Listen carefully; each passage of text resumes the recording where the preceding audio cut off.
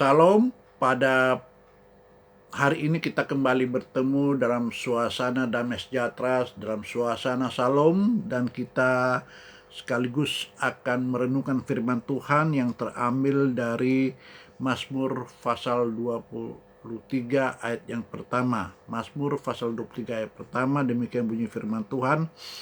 Tuhan adalah gembalaku, takkan kekurangan aku. Sebelum kita melanjutkan pemberitaan firman Tuhan, marilah kita berdoa. Segala puji syukur kami panjat kepada Bapa di surga, Allah yang kami sembah dalam nama Yesus Tuhan.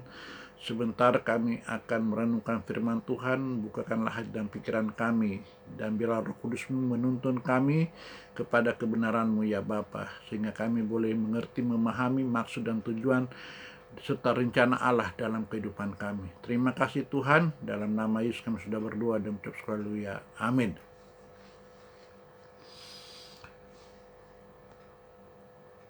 Dalam Mazmur pasal 23 ini adalah merupakan bagian firman Allah yang paling dikenal dan disukai. Bahkan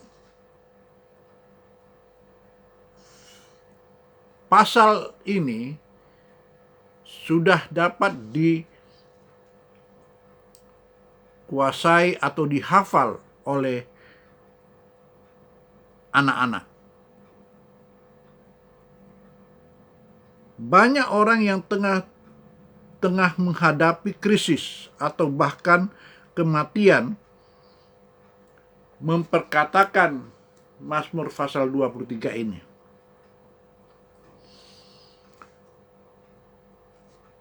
Kata-kata dalam teks aslinya meliputi suatu pengakuan akan penyediaan Allah yang melimpah. Ini adalah kesaksian Daud tentang keberadaan Allah dalam setiap pengalaman hidupnya. Daud adalah seorang gembala, dan ia percaya bahwa kalau seorang gembala memenuhi kebutuhan domba-dombanya dengan melimpah, betapa lebihnya Allah memenuhi kebutuhan umatnya. Dalam Mazmur 23:1 tadi kita telah membaca Allah menyediakan suatu hubungan dalam kehidupan. Suatu hubungan yang mengagumkan. Nama Allah yang luar biasa yang dipakai di dalam teks ini. Ini melukiskan fakta bahwa Allah yang kudus bersedia menjalin hubungan dengan manusia yang penuh dosa. Suatu hubungan yang serupa, kata gembala menggambarkan suatu kiasan yang menyeluruh dan intim tentang Allah yang menjalin hubungan dengan manusia.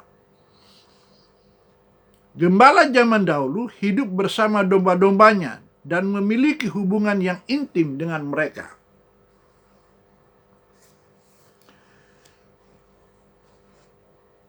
Allah menyediakan kebutuhan hidup yang bersifat material seperti yang dikatakan dalam ayat 1 dan 2. Gembala menuntun domba-dombanya ke padang rumput hijau yang empuk, suatu pemandangan langka di Yudea. Ia menyediakan air yang tenang. Dia memenuhi kebutuhan sehari-hari dombanya dengan perhatiannya yang intim. Allah menyediakan kebutuhan hidup orang-orang yang percaya kepadanya. Kita hanya perlu meminta makanan secukupnya. Allah menyediakan kebutuhan hidup yang bersifat moral, ayat yang ketiga. Mazmur pasal 23.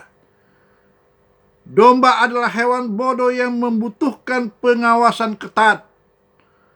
Seringkali mereka meninggalkan sang gembala dan tersesat ke tempat lain. Gembala perlu menjaga domba-dombanya. Allah menyediakan tuntunan moral bagi umatnya. Allah memimpin kita ke jalan kebenaran. pada zaman yang penuh dengan kebingungan moral saat ini, kita perlu mengikuti gembala yang sejati.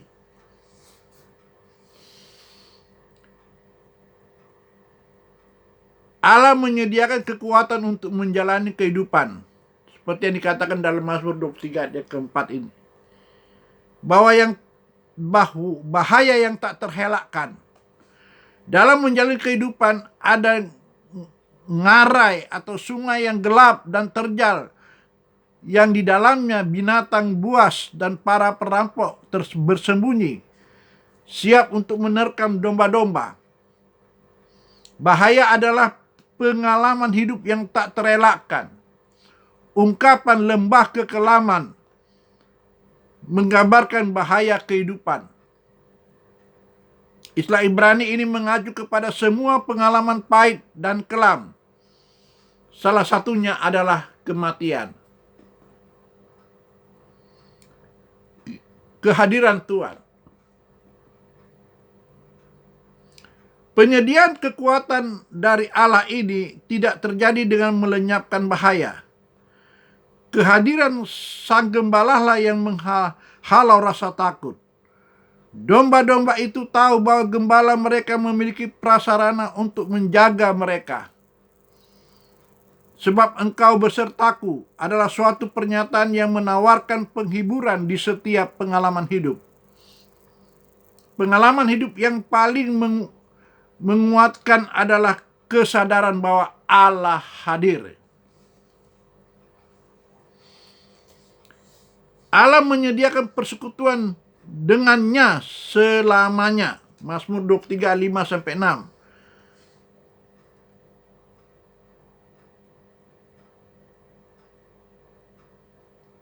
Sahabat dalam hidup menggambarkan sahabat dalam hidup. Teolog Perjanjian Lama berpendapat bahwa gambaran Sang Gembala berubah di ayat kelima menjadi seorang tuan rumah. Apapun yang dimaksud oleh sang pemazmur, kita mengetahui bahwa kebenarannya tetap sama. Allah dilukiskan sebagai gembala atau tuan rumah yang murah hati, yang menyediakan persahabatan yang penuh kasih.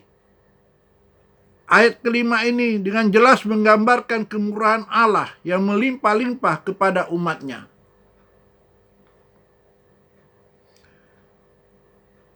Umat Allah digambarkan oleh sang pemazmur seperti hidup bersama. Sahabat mereka selamanya. Istilah kebajikan dan kemurahan menyiratkan dukungan dan kebaikan yang kokoh dan dapat diandalkan di antara sahabat-sahabat karib. Sifat-sifat ini bertahan untuk selamanya. Dari uraian di atas saya mengambil beberapa hal tentang apakah Anda terbebani oleh pengalaman hidup?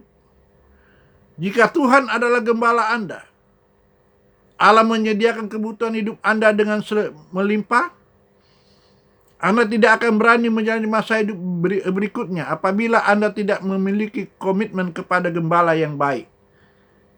Ia akan menuntun Anda melewati perjalanan hidup dan akan membawa Anda kepada tujuan yang gemilang. Tuhan Yesus memberkati. Mari kita berdoa.